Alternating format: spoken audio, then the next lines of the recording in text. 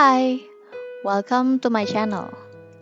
Aku mau tanya nih, kamu pernah nggak ngerasa di pundak kamu kayaknya banyak banget masalah yang harus kamu tanggung? Banyak hal-hal yang buat kamu overthinking ketika mau tidur? Tak jarang dunia bisa jadi beban yang sangat berat kalau kita terus kepikiran dan tenggelam dalam hayalan-hayalan negatif kita sendiri. Aku baca sebuah buku yang bisa membantu kita untuk berjalan lebih ringan di dunia ini, membuat hati dan pikiran terasa lebih cerah dengan tidak berpikir berlebihan akan suatu hal. Bukunya berjudul Hidup Damai Tanpa Berpikir Berlebihan.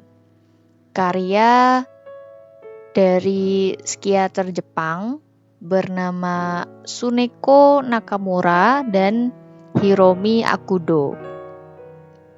Bukunya sangat menyenangkan untuk dibaca.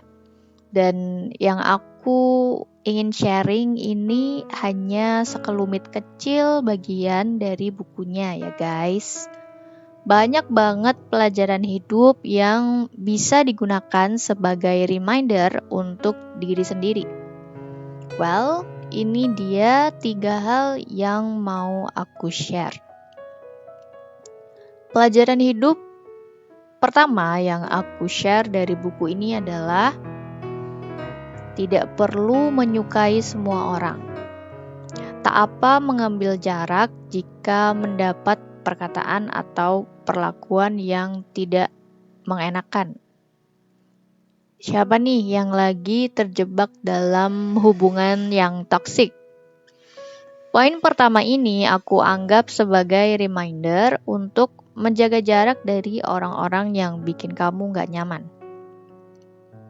Entah hubungan dalam pekerjaan, pertemanan, atau bahkan hubungan keluarga sekalipun.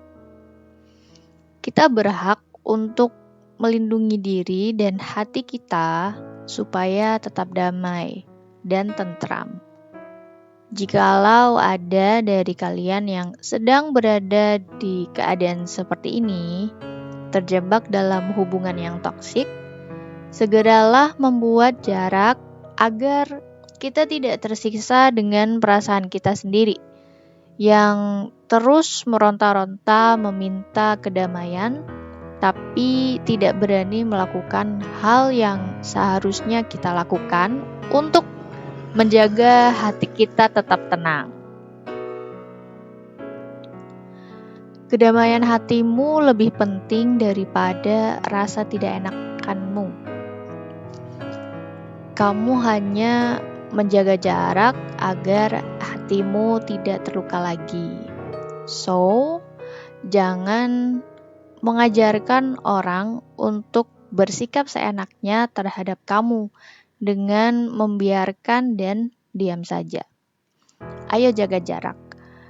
Tidak perlu terlihat baik di mata semua orang. Tidak perlu merasa bahwa kamu harus baik dan menyukai semua orang. Karena pada intinya kita tidak bisa menyenangkan semua orang. Jadi prioritas kita adalah menjaga kedamaian hati dan pikiran kita sendiri. Selanjutnya yang kedua, pelajaran yang aku dapat dari buku ini adalah jika memang sesuatu tidak berjalan sesuai rencana, tidak perlu ngotot harus sesuai. Bagi seorang perfeksionis mungkin kamu bisa relate dengan kalimat ini. Sebagai manusia, kita pasti punya ambisi dan keinginan yang mau dicapai. Aku berusaha belajar untuk ikhlas jika sesuatu tidak berjalan sesuai rencana atau ekspektasi. Aku ingat salah satu yang sering membuat jengkel adalah telat sampai di tempat kerja. Bukan karena aku yang kesiangan, tapi memang sedang tidak beruntung karena dapat bis yang jalannya lelet banget. Aku sudah merasa mengusahakan yang terbaik supaya aku bisa on time ke tempat kerja. Tapi kenyataannya lain. Dan aku pasti sebel setelah itu. Akhirnya uring-uringan hanya karena telat masuk kerja. Perasaan kesal karena semuanya di luar kendali aku. Aku nggak bisa mengontrol seberapa cepat bis ini melaju supaya aku nggak telat. Aku rasa kalian juga pasti pernah mengalami perasaan tersebut. Perasaan ketika semuanya seperti di luar kendali dan kita nggak bisa ngelakuin apa-apa selain menerima. Nyebelin memang, tapi ini tidak akan terjadi setiap hari. Ini cuma bumbu-bumbu kehidupan aja yang bisa dilewati. Perasaan kesal yang nantinya juga hilang.